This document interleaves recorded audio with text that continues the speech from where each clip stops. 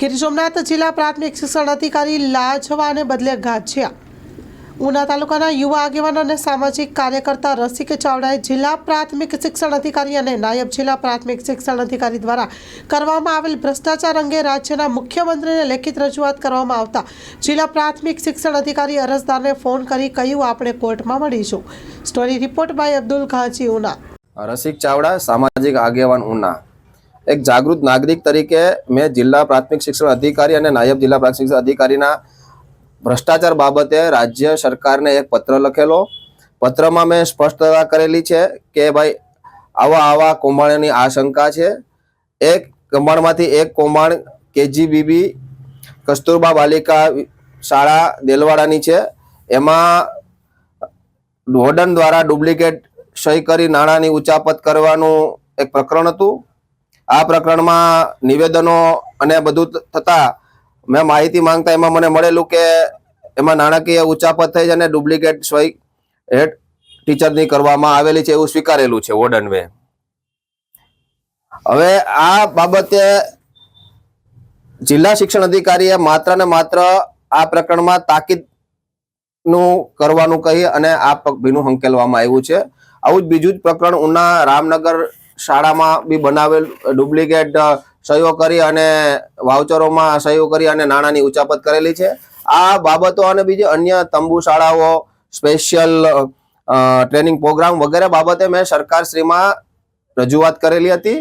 આ રજૂઆતનો ખાર રાખી ગઈકાલે જિલ્લા પ્રાથમિક શિક્ષણ અધિકારીનો મારા મોબાઈલમાં ફોન આવ્યો અને ફોનમાં એમણે ડરાવવાની ભાષામાં, એટલે કે તમે મારા વિરુદ્ધ જે અરજી કરી છે ભૂપેન્દ્રભાઈ પટેલને, આ બાબતે હું તમારી સામે કાનૂની કાર્યવાહી કરીશ, હું તમને કોર્ટમાં ઢસડી જઈશ અને હવે આપણે કોર્ટમાં મળશું, આવું કરી અને ફોન કાપી નાખ્યો।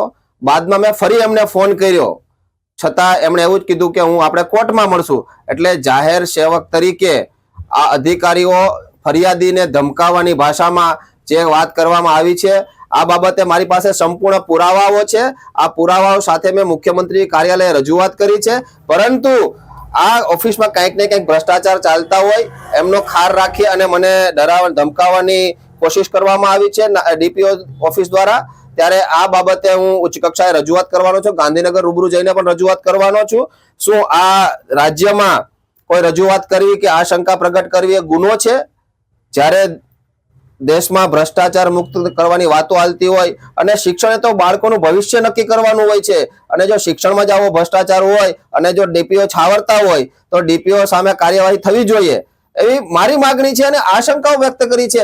જો સત્ય હોય તો તેમને આ માટે સામનો કરવો જોઈએ, નહીં કે અરજદારને ધમકાવવા જોઈએ। આ ધમકાવવાની ભાષામાં જે વાત કરવામાં આવી છે આ બાબતે હું ઉચ્ચ કક્ષાએ રજૂઆત કરવાનો છું અને તમામ પુરાવા સહિત હું પ્રેસ મીડિયાઓને આપવાનો છું। એટલે આ બાબતે સરકારને બી હું વિનંતી કરું છું કે ગીર સોમનાથ જિલ્લા શિક્ષણ અધિકારીની કચેરીની સંપૂર્ણ તપાસ થવી જોઈએ। જે પ્રકરણોમાં જે તપાસો થઈ છે એમની પણ પુનઃ તપાસ થવી જોઈએ કે ક્યાંક ને ક્યાંક ભ્રષ્ટાચાર થયો છે કે કેમ।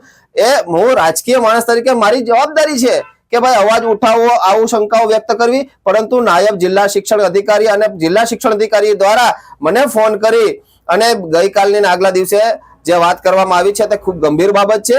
એટલે મને ક્યાંક ને ક્યાંક હવે ડર લાગે છે કે શું સાચી વાત સરકારમાં રજૂઆત નહીં કરવી, એટલે આ બાબતે કાર્યવાહી થવી જોઈએ। લોન પર ફોન 15 વર્ષ જૂનું ગુરુ મોબાઈલ એન્ડ ઇલેક્ટ્રોનિક્સ। દરેક કંપનીના જૂના અને નવા મોબાઈલ લોન ઉપર મળશે અને ઇલેક્ટ્રોનિક્સ આઇટમો ફ્રીજ, ટીવી, વોશિંગ મશીન। ગુરુ મોબાઈલ એન્ડ ઇલેક્ટ્રોનિક્સ સંતોષી માતાના મંદિર પાસે અને અમારી અન્ય બ્રાન્ચ ગુરુ મોબાઈલ પોઈન્ટ આભા હોટલ નીચે, પેટ્રોલ પંપ સામે, ભુજ। તો મેળવો લોન પે ફોન અને તમામ ઇલેક્ટ્રોનિક્સ એપ્લાયન્સીસ।